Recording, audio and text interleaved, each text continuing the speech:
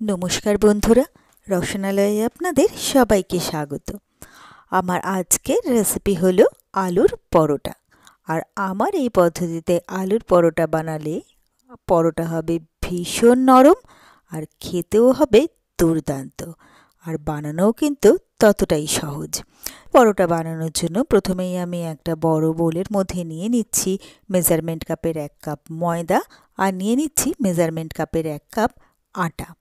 एरपरे एर मধ্যে आमि दिये दिচ্ছি हाफ चा चामच नुन, निये निয়েছি 1 চামচ জোয়ান, জোয়ানটাকে ভালো করে ঘষে এর মধ্যে দিয়ে দিলাম। এরপরে নিয়ে নিয়েছি 1 টেবিল চামচ বাটার, এটাও এর মধ্যে দিয়ে দিলাম। এরপরে বাটারটাকে এই আটা আর ময়দার সাথে প্রথমে ভালো করে মিশিয়ে নিচ্ছি। এরপরে আমি এর মধ্যে দিয়ে দেব অল্প অল্প করে জল, তারপরে আটা আর ময়দাটাকে ভালো করে আমি মেখে নেব।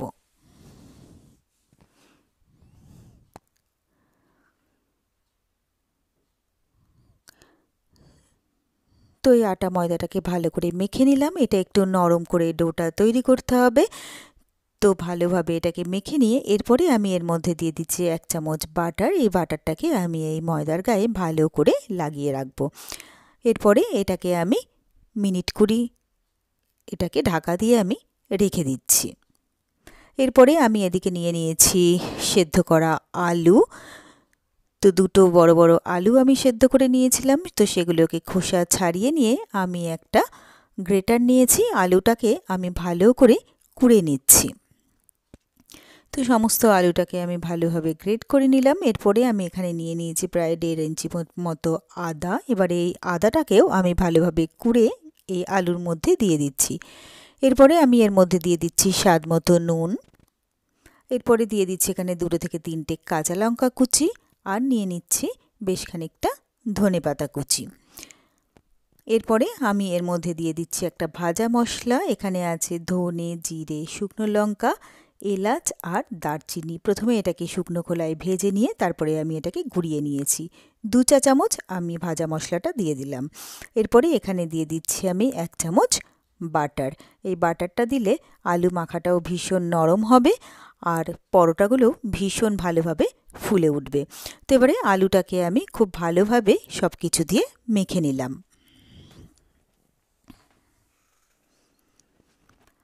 তো আলুটাকে মেখে রাখলাম। এদিকে আমার প্রায় 20-25 মিনিট হয়ে গেছে। আমি ময়দাটাকে আরও একবার একটু হালকা করে মেখে নিয়ে এগুলোর থেকে আমি একটু বড় বড় করে লেচি কেটে নিলাম। এখানে আমি প্রায় 6টা লেচি কেটে নিলাম বড় বড় করে। আপনারা কিন্তু আপনাদের পছন্দ মতো ছোটো বা বড় করে কেটে নিতে পারেন।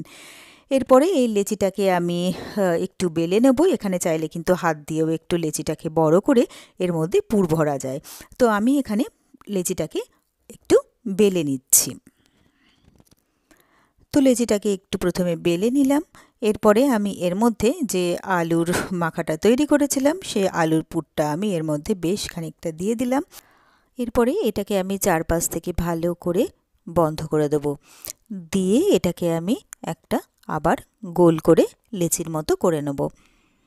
তো ভালো করে এর মুখটাকে বন্ধ করতে হবে যাতে রুটিটা বেলার সময় আলুর পুরটা বেরিয়ে না যায় তার জন্য। তো ভালো করে গোল করে নিয়ে এবারে আমি এর মধ্যে দিয়ে দিলাম অল্প করে একটু আটা বা ময়দা। এরপরে এর গায়ে ভালো করে লাগিয়ে নিয়ে এটাকে আমি হাত দিয়ে প্রথমে হালকা হালকা করে প্রেস করে দেব। তাহলে আলুটা অর্থাৎ আলুর যে পুরটা দেওয়া রয়েছে সেটা পরোটার ভেতরে চারিপাশে সমানভাবে স্প্রেড করবে। এরপরে এটাকে আমি গোল করে বেলে নেব। এখানে যে যার পছন্দ মতো গোল, 3 কোণা বা চৌকো যে কোনোভাবেই বেলে নেওয়া যেতে পারে। তো আমি এখানে গোল করে পরোটাটাকে বেলে নিচ্ছি। তো এটা আমি ভালোভাবে বেলে নিলাম। এরপরে আমি গ্যাসের মধ্যে বসিয়ে দিয়েছি একটা চাটু। চাটুটা গরম হয়ে গেলে এর মধ্যে আমি পরোটাটা দিয়ে দিলাম। তারপরে পরোটাটাকে আমি প্রথমে ভালো করে সেঁকে নেব। তো এপিট ওপিট করে পরোটাটাকে প্রথমে আমি ভালো করে সেঁকে নিলাম। তারপরে আমি এর মধ্যে দিয়ে দিচ্ছি বাটার। তো বাটার দিয়ে ভালো করে আমি একপাশে বাটারটাকে ভালো করে লাগিয়ে দিলাম। তারপরে আমি পরোটাটাকে উল্টে দিয়ে অপর দিকে আবারও বাটার দিয়ে ভালো করে আমি বাটারটা লাগিয়ে দিলাম চারিদিকে। এখানে আমি বাটার দিয়ে পরোটাটা ভাজছি, আপনারা চাইলে কিন্তু এখানে তেল বা ঘি দিয়েও পরোটাটাকে ভাজতে পারেন। তো হালকা হালকা করে প্রেস করে দিতেই পরোটাটা সুন্দরভাবে আমার ফুলে উঠেছে। তো এরপরে আমি ভালো করে এপিট ওপিট করে পরোটাটাকে ভেজে নিয়ে পরোটাটাকে আমি তুলে নিলাম। এইভাবে একে একে আমি প্রত্যেকটা পরোটা সুন্দর করে ভেজে নিলাম।